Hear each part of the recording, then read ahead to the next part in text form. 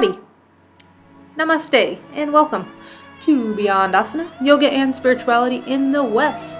My name is Betsy, and I am the creator and host of this podcast.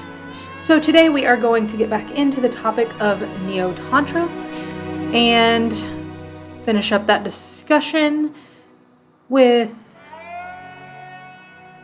the trajectory of the mid to late 20th century and into the 21st centuries. However, before we get into today's podcast, I would like to ask you to go beyond the podcast, cheesy, I know, and head on over to Instagram and follow me at beyond.asana.podcast. I would love to hang out with y'all, get some feedback, and have some chats. Sounds like good times. Also, if you're interested in some additional content, I do have a Patreon for the channel, and at least at this point, any money that I make off the Patreon will go towards research materials for podcast episodes. And we can have fun times over there as well. So let's get into it. All right, so in this episode, we're going to start off by having a little chat about two gentlemen. One named Rajneesh, also known as Osho, perhaps you have heard of him, and Chogyam Trungpa. Yes, they're fabulous. So both of these men are from South Asia. However, they both came to the United States to spread their message, to share their knowledge, their wisdom. So I'm going to talk about both of these men. I'm going to start with Trungpa, as he was born first, and then I'll talk about Rajneesh.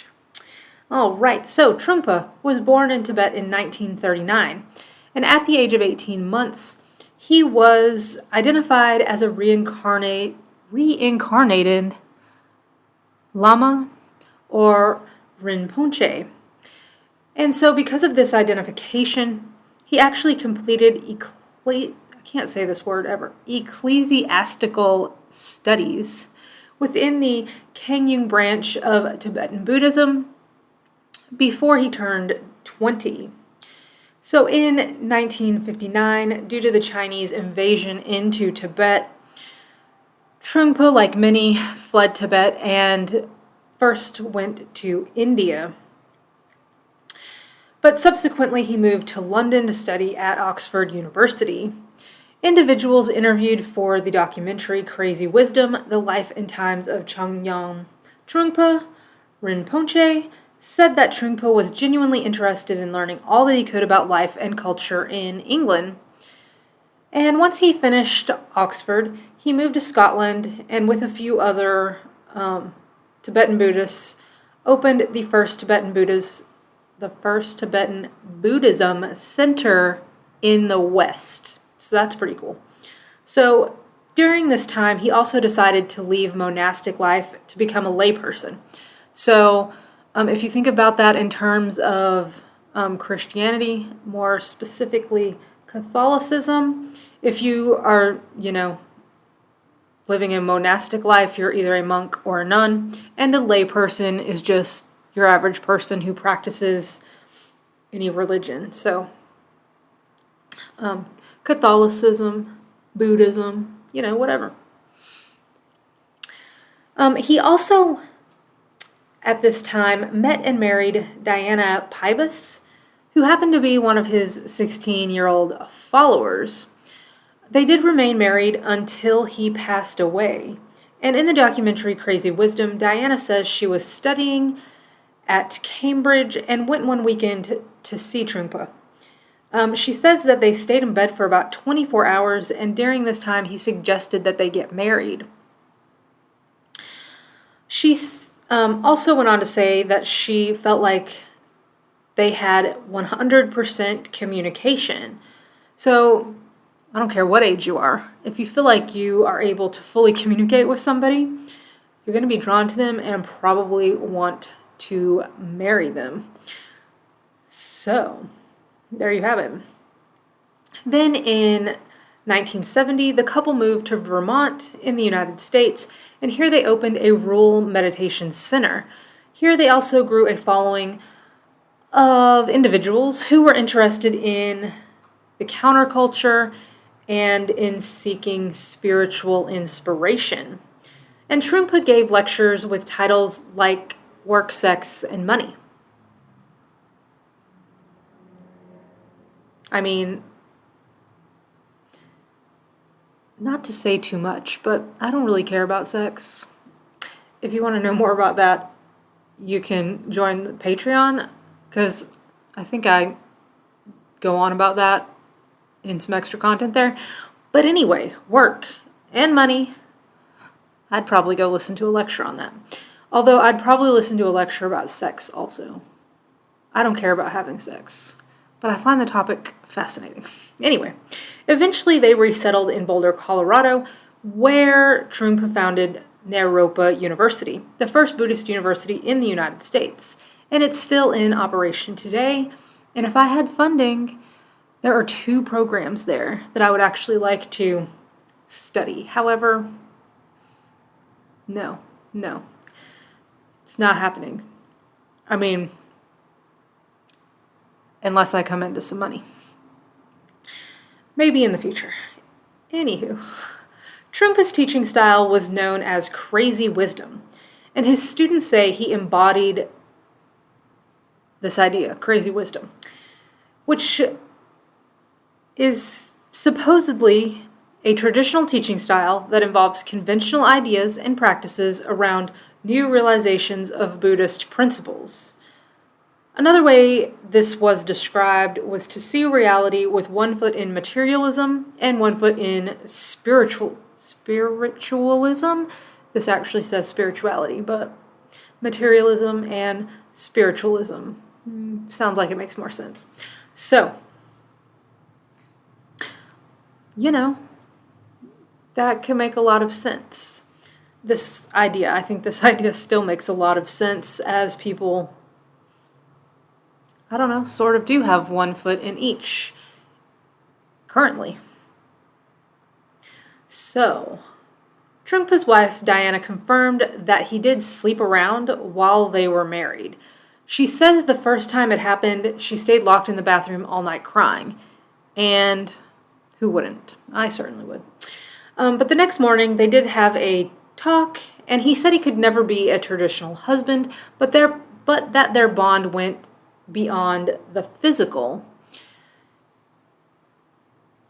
And I'm sure there are some people who can relate with this. So, in her article, Crazy Wisdom, Sandra Bell states, quote, his disciples were also unrestrained in their sexual liaisons, believing sexual jealousy indicated a failure to grasp Trungpa's teachings, end quote. And this is kind of interesting because in some ways I think those notions are still,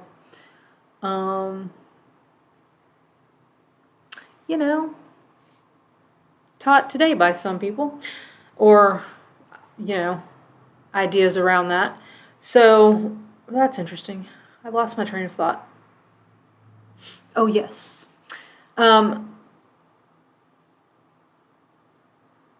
Sexual jealousy, I don't know. But obviously, I think in most cultures, jealousy is seen as something like negative and something that you don't want to have. So, there's that. And I think, like I said in the last podcast, most of my knowledge is around classical non-dual Shaiva Tantra, not Buddhist Tantra, but so I have been told. There was a tradition in one lineage of non-dual Shaiva Tantra where it wasn't really around like sexual jealousy, but there was like an initiation ritual where an individual, if they were of a higher class in the caste system, a higher caste, say a Brahmin, and they were being initiated into this particular tantric lineage, then they may be asked to perform a sexual ritual with a woman of a lower caste. obviously that has nothing to do with jealousy, but instead with like proving that you don't buy into the caste system, that you don't see this person as less because they were supposedly born into a lower class of society than you. But I'm assuming, because the classical non-dual Shaiva Tantra tradition is a householder tradition, meaning that most of the people that were joining would have been married. So these people may have been technically, I guess, cheating on their spouses when this happened. So, I don't know, some sexual jealousy could play into that. But Trungpa was also a heavy drinker, though he apparently handled his alcohol well. And because of his alcohol addiction, he did pass away from liver cirrhosis in 1987. And so there's a lot more I could go on and say about Trungpa, but I think I'm going to do a deep dive episode on him because there's a lot that could be said. Oh, but I have a few more words. Oh, yes. So, in addition to establishing Naropa University, he established a network of Shambhala meditation centers, which are still in operation as well. So there are centers across the United States and Canada, various European countries, South Africa, Taiwan, Australia, New Zealand, Thailand, Russia, Brazil, Chile, and Ecuador. So that's exciting. So that's all I'm going to say about Trungpa at the moment. But suffice it to say, he gathered a large group of people around him, and he definitely, taught Neo-Tantric ideas in terms of, having a laissez-faire sex attitude, I guess you could say. So, now let's talk about Rajneesh.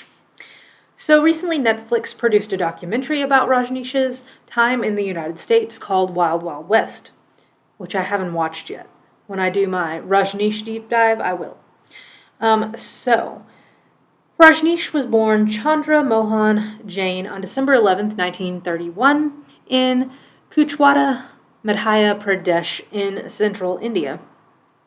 After graduating high school in 1951, he began college at Hikarini College. However, he later transferred to D.N. Jain College, and then after taking a year off to meditate and do soul searching, he claims he reached enlightenment.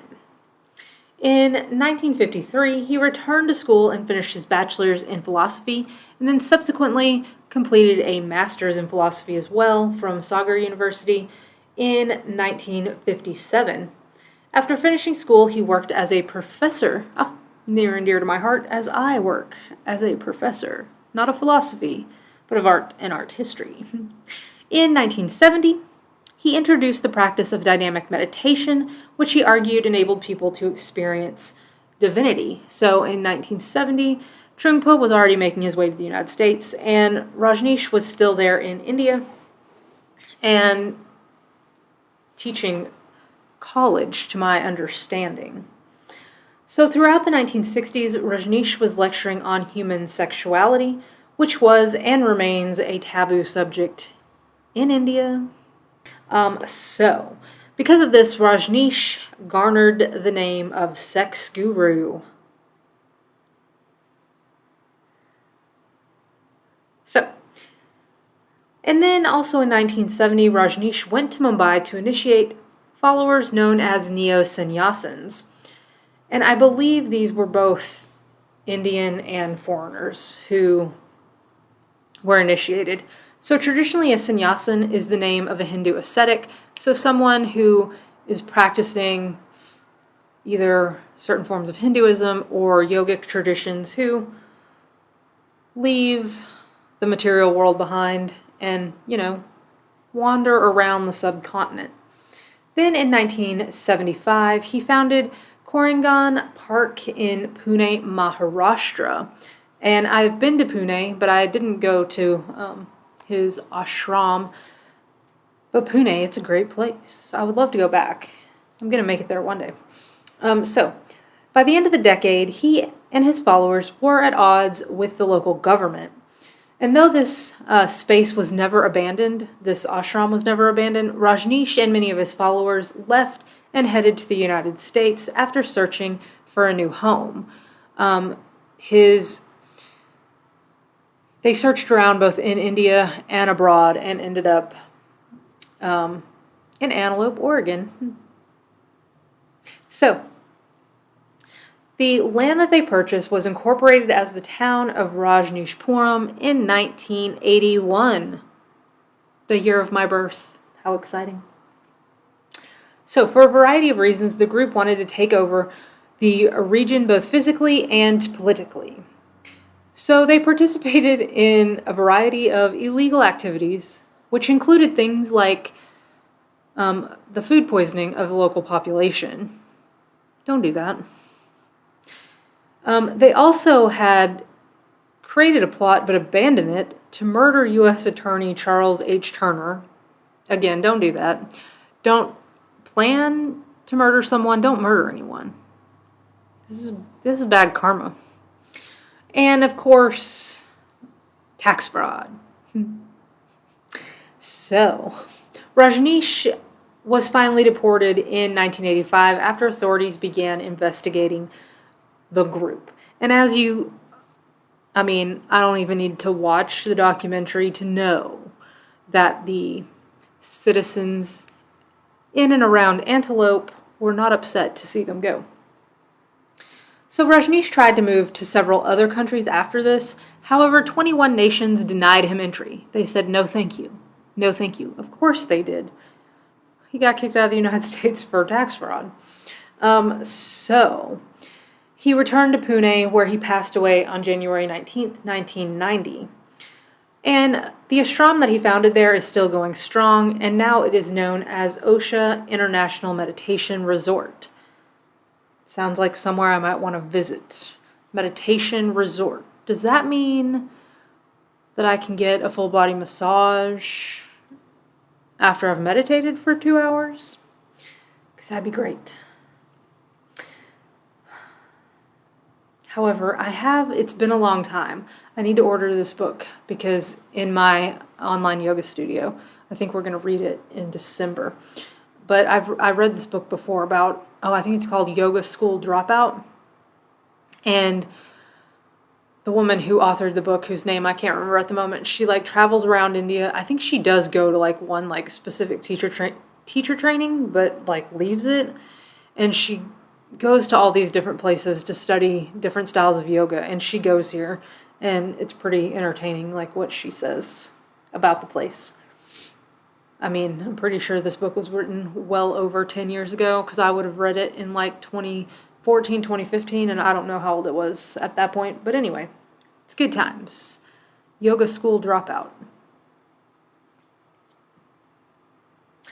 So, as for Rajneesh's interest in spiritual sex, former members and his secretary confirmed sexual activities were happening in a free love fashion. Furthermore, sexuality is something he was interested in, as, the titles from his lectures in the 1960s confirm. So I did watch the documentary Guru, Bhagwan, his secretary, and his bodyguard. And in this, his secretary, Sheila Bjernsteel, describes therapy sessions that she never attended. She's sort of talking about these therapy sessions. She never attended them, even though she asked several times if she could, but Rajneesh told her she did not need them. But there is some film footage that is put in while she's talking about this, so the implication is that the footage is from these therapy sessions, even though it could just be random footage. But at any rate, in this footage, they're group sessions, or they appear to be group sessions, and they're both men and women there, and they are in the nude, chatting, dancing, doing a variety of things. So, in fact, Sheila says, quote, "Everyone's desire was, how can I come close to Bhagwan? And this closeness can transform someone's entire life," end quote. of course, if there's somebody, who has that aura about them, definitely there are people that have an aura where just sort of being in their presence can change you. For instance, I'll have to do a podcast on this at some point, but there's a female guru in India. I don't know what her real name is, but she's known as the Hugging Mother. And she does come to the United States sometimes. And I have a former coworker whose brother, followed this woman. And he would go on and on about his experience of, hugging her in this, sort of spiritual experience he would have whenever he got hugged by Amma. That's her name, Amma. So, she told me that she went with him to one of these events one time, and so she got hugged also, but she said it didn't do anything for her. But of course, it didn't do anything for her, because when she was showing up there, she was already skeptical. So, there's that. I would love to have the experience myself sometime, just to see what would happen. So, Rajneesh's bodyguard, Hugh Milne, discusses how Rajneesh instructed individuals in the community to find someone to sleep with or to get married. So, however, there was no discussion of Rajneesh's beliefs around any of this. Hopefully, I can get some of this information when I do a deep dive. I did look at, obviously I read some stuff, I watched a documentary, but there are a plethora of books that Rajneesh has written. And, and I can say one thing. I have a copy, but I've only read, the introduction of his translation of the Yoga Sutras. And there's a lot in his intro that I agree with, that I'm picking up what you're putting down, sir. So I can see how people were into what he was saying. And that he garnered a following. So, that is all I have about Rajneesh at the moment. And so this is going to bring us up to our modern times, or into the 20th century, we'll say, and into the internet age. Woo! So that's exciting. So let's see here. So at this point, within the age of the internet, starting, I guess, in probably the 1990s up to present day, Neo-Tantra starts to move away from the occult, and also starts to move away from sort of following charismatic male figures, which is very interesting. It sort of disseminates, as it were. And it definitely disseminates more into pop culture and into more of our Western consumerism ways. So, I do have a little bit of internet information for this early period, the 90s and early 2000s, and it comes from articles by Ronald L. Messinari and another article by Hugh B. Urban. And so many of these early websites that these men reference no longer seem to exist, or they have changed web addresses, and I can't discern what is what. However, these are some of the website names that they list in their articles. Tantra.com, TantraWorks, which I think it's TantraWorks.com. It does still work, and the interface looks like it hasn't been updated since it was started in the 1990s. It is like time traveling back in space in terms of what a homepage looks like. So if you were born after the year 2000, maybe you want to go type it into your computer so you can see what the internets used to look like. So there's also Tantra resources on www and Tantra hot web links. Doesn't that all sound like it came from 1987? 1997 or 2000. It so does. Okay, so Masonari notes that these websites primarily promoted Neo-Tantra, quote, as a kind of New Age eroticism and sex therapy, end quote. He goes on to say, quote, the tantric ideals of personal development, self-awakening, and spiritual discipline are especially evident in these sites, end quote.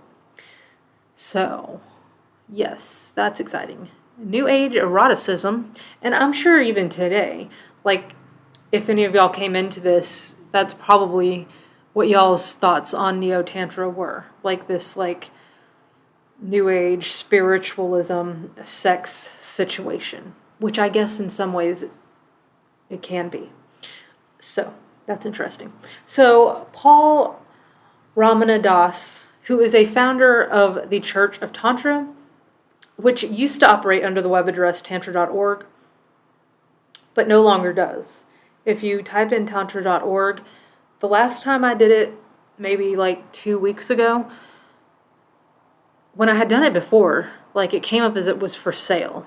And now it comes up that it is under construction. So somebody new has gotten the tantra.org and is developing something. So I'll have to keep an eye on that because I'll be interested to see what comes up there. Where was I? Oh, yes. So, Das says in an article, quote, we intend to co-create, he and another founder of the Church of Tantra, they intend to co-create neo-tribal, post-dysfunctional, multidimensional, sex and spirit positive loving, and juicy generations of gods and goddesses in the flesh. What does that mean? I don't know, but this is what I determined that it means.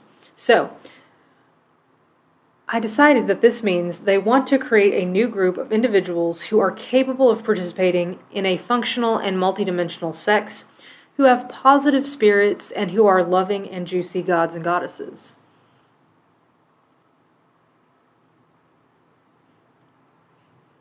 Whatever that means. However, I couldn't find any evidence of how successful they were at creating this community.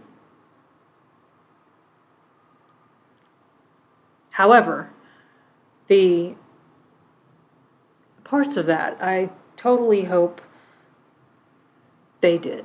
I would love it if we were living in a post-dysfunctional sexual society. I think that would be healthy for everyone. So most of these websites sold books, videos, and hosted retreats. And through the internet, this information has become available to anyone, right?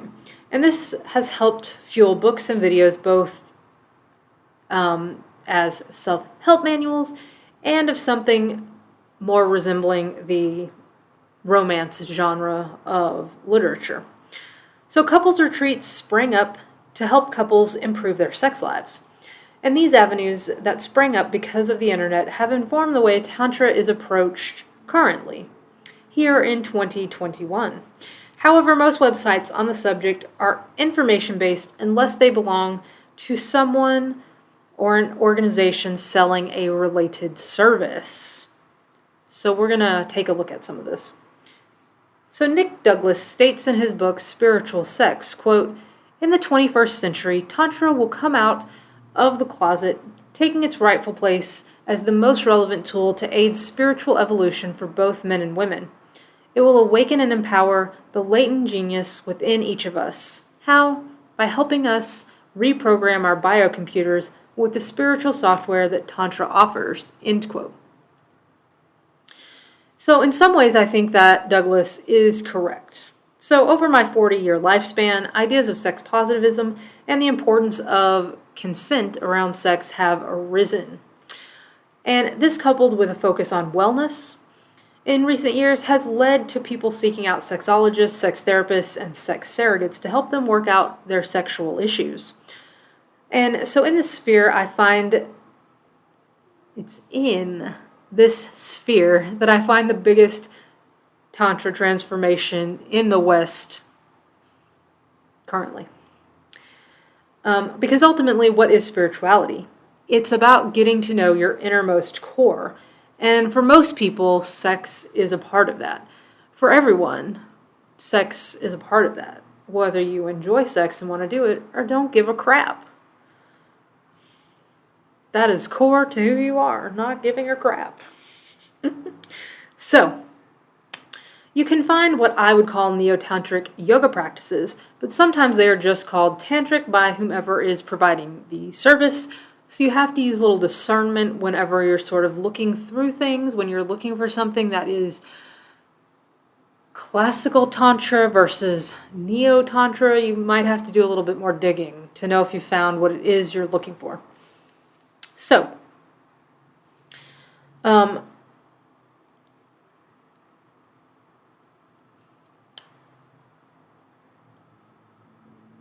there are more traditional yoga practices that incorporate couples yoga and sensual aspects. And there are sexologists working with tantric practices and others who have their own blend of fusing sex or sex education with Tantra.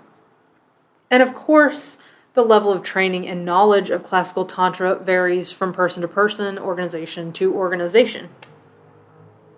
So now I'm going to give it to you. But here I'm going to discuss some individuals and organizations that I have come across while doing research, either for this podcast or some research that I did just before I actually started the podcast, when I was deciding on the name for the podcast. So that's exciting. So, like I mentioned, before I started the podcast, obviously you're deciding on a name. So, I had thought about, Beyond Asana, right? Because here we are, we're not talking about postures, we're talking about yoga beyond these postures. So, I thought I should do a little research on who was already using this term. So I went onto YouTube and I typed in Beyond Asana into the search bar, and a channel popped up. And the woman who created the channel, it appears she stopped posting videos about 3 years ago, but she was posting yoga content. And for some reason, there was a web address there on the page, and so I was like, oh, I'm going to go, check this out. So I go to the web address, and the founder of the website and the woman who created the YouTube channel, her name is Brittany Policastro. And after teaching yoga, she became a certified sexologist and certified practitioner of authentic Tantra. She describes herself as a sexual liberation and relationship coach. And so honestly, I think sexologists, sex therapists, sex surrogates are needed in today's world. And for full disclosure, in 2017, I spent time in the office of a sex therapist. They were a secular therapist, so we were not talking about Tantra or any other Eastern spiritual practice. I was raised Southern Baptist, so we touched on that, but that was the only sort of religious thing that we talked about. So anyway, back to why I think these people are a positive thing. So if you are in the United States like I am, we live in a very interesting culture. And by interesting, I sort of mean not great. I mean, parts of it are great, don't get me wrong. However, on one hand, sex is everywhere, and people seem to be doing it regularly.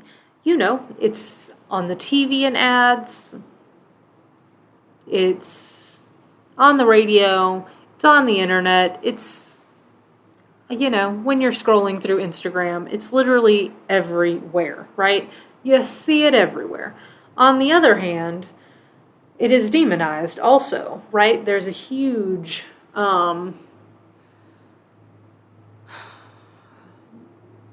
group of people here in the United States that are involved in a culture of purity, what we call purity culture, which shames women for having sex outside of marriage. It shames women for, you can't see, but I'm wearing yoga pants Don't do that. They're too tight. They don't leave anything to the imagination. My top would be acceptable because you can't see anything. But like if you're bathing suits, no go, right? They just like demonize women for all these things. And it's terrible. Also, this group of individuals shuns anyone who is not heterosexual, and we have terrible sex education here in the United States. So there seems to be some strange belief here in the United States that if young people are uninformed about sex, they won't do it. And I don't know, I should have looked this up. I don't know what the statistic is today, but I think when I was in high school in the 90s, the average age of someone losing their virginity was like 17. I'm sure it's probably younger now. So there's that. Also, depending on what political party is in charge at the presidential level, funding for sex education and other things having to do with sexual health, funding comes and goes. So it's tragic. So, in my opinion, more sex education and encouraging people to be comfortable with their bodies and their sexuality and their sexual proclivities can be a good thing. Also, obviously, there's some sexual proclivities that are a no-go, right? But also that probably would be beneficial if those, got some help. So, yeah, all in all, I would say more information about sex and people feeling good about their bodies, feeling good in their skin. I think that's a positive thing. I also think that lines up with tantric values at large, whether it's Neo-Tantra or classical Tantra. So, back to Polly Castro. I looked up the organizations from which she got her sexologist certification and certification for being a practitioner of authentic Tantra. And according to her website, she is accredited by the American College of Sexologists. However, this is a professional organization that provides accreditation to other institutions. Now, the institution of authentic tantric education is accredited by the American College of Sexologists. So I'm wondering if her sexologist training came from the Institute of Authentic Tantra Education. That's how I'm understanding this. And I don't know. I'm not making a judgment about that, just stating it as a point of fact. So the Institution of Authentic Tantra Education describes its methods as a, quote, trauma-informed holistic healing modality designed to awaken, heal, and integrate body, mind, spirit, and sex, end quote. They say that their methods are, quote, rooted in Tibetan Tantric Buddhist teachings designed to catalyze profound healing and transformation in every area of life, end quote. And the idea of trauma-informed is something big in the yoga world at large right now. You could take trauma-informed, like 300-hour level teacher training and all kinds of stuff. So yeah, that's sort of a big thing in the yoga world at the moment. So on the Institute of Authentic Tantra Education's website, they have a link to the Kawi Dharma Center to learn more about Tibetan Tantric Buddhism. And this site appears to teach a traditional form of Tibetan Buddhism. I didn't see any mention of sex on the site. I mean, I didn't, spend 3 hours on the website or anything, but I didn't see anything. There's some videos on there. I listened to a few of them. There was no mention of sex. So tantric sex being framed in this way is truly transformational from when it first reached Western soil, seeing it as this like healing modality for people rather than this esoteric, secretive sex thing where probably women were being violated and on, it's moved away from that, right, into this healthier realm that I think is actually a way people could benefit from the teachings. So that's good. So I found another YouTube creator. That YouTube channel is Crystal Tantric Yogi. I'm assuming her name is Crystal. And she promotes tantric sex in a 21st century way. At the time that I was writing this, she had 169,000 subscribers. And on her About Me page, it says she is a yoga instructor and intimacy coach. She says, quote, "My intention is to help you enhance your life through understanding, exploring, and harnessing your sexual energy. Tantra is not just about intercourse, but about fully embracing all aspects of life to weave a path towards healing, liberation, and enlightenment, which includes your sexual energy." End quote. So here again, we see this sex-positive message. Now, before I even thought about doing this podcast, I was doing research. Sometimes I can't talk. You can ask my college students. I was doing research on tantric yoga in the classical sense. And one organization that I came across, and I really want to go, is Sri Kali Ashram in Thailand. And you can go to the ashram for a 7 or 14-day retreat, or you can go for an extended stay that could last 6 months to a year. And they also offer yoga teacher training, 200, 300, and 500-hour levels. And they're unique because you can go there for teacher training as a couple. I mean, not that other teacher trainings wouldn't, let a couple sign up, they would, but I don't know. They specifically mention this. And also, what's really cool, they have housing that will accommodate your family. So if you have children, they're welcome and can hang out, which is great because it's on a beach in Thailand. So that's lovely. And though they do not mention sex in their description, oh wait, I said that wrong, I can't read. They do mention sex in their description. However, they don't list anything sexual in terms of the actual training that you receive if you're doing yoga teacher training. And I don't think that they're over there encouraging you to just randomly have sex with whoever else is at the ashram. I think they're probably promoting it in a established couple situation, is what I'm thinking. So I would say that going here and doing this is a much more holistic tantric experience, even if it's not completely classical. So if you do the teacher training, they do perform an initiation into a lineage, and they also state that they teach both right and left-handed paths of Tantra. So I'm not exactly sure what lineage they initiate you into, but that's very interesting. There was something else I was going to say, but I forgot. Shocking. No one's shocked. So, in conclusion, as I say in Art Appreciation, we can see that over time, Neo-Tantra has moved from the shadows of the occult to pop culture and into the wellness sphere, while always keeping its attachment to spirituality. Each new generation has morphed Neo-Tantra into what they need it to be or want it to be. And throughout its development in the West, both Westerners and South Asians have been at the forefront of its promotion. Honestly, I'm kind of surprised that Neo-Tantra is not more mainstream today, for a variety of reasons. Everyone seems interested in sex, and a lot of people seem interested in spirituality.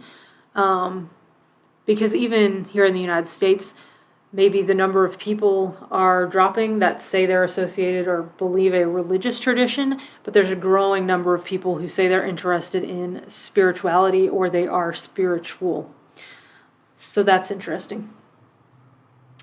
So I am sure that the understanding and details of Neo-Tantra will continue to change as Western society's ideas around sex and spirituality change. So Sex positivism is a current movement that states sex can be a positive thing in a person's life, right? I think probably more so for women than for men. This hasn't always been the case, right? Like back in the day, if you're a wife, you're just expected to have sex when the man wants. Doesn't matter what you want. There was no caring of whether or not a woman orgasmed or not. So,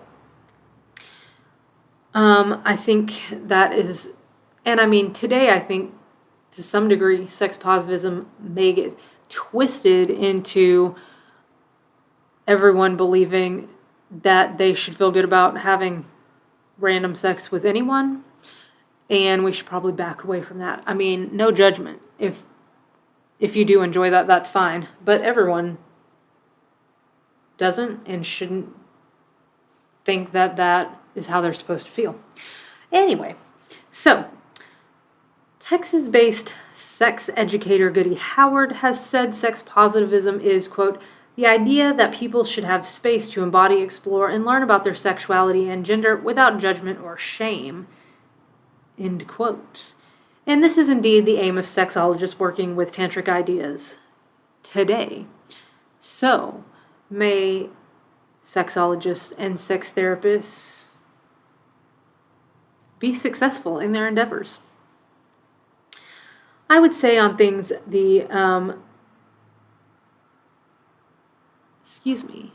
I can't read again. I would say one thing the 21st century brings us is more defined parameters around consent as well, which I've discussed.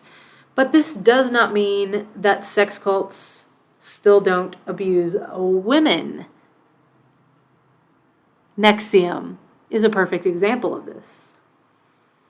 I mean, it was not associated with Tantra in any way, but it was like this spiritual self-help kind of thing. So, as I have learned, just in my life, every activity, action, or person, etc., has two or more sides. We're all multidimensional, and actions are multidimensional, and activities are multidimensional. So some people will use Neo-Tantra for their own gain and to abuse others, while others will genuinely help people with these teachings. And so that's what I had to say about that. I hope you enjoyed listening. I hope you enjoyed the topic. Definitely subscribe, leave a comment, leave a review. Do all those things, I don't know. And thank you so much for joining me. It means a lot to me that you joined me for this episode, part 2 of Neo-Tantra. Yes.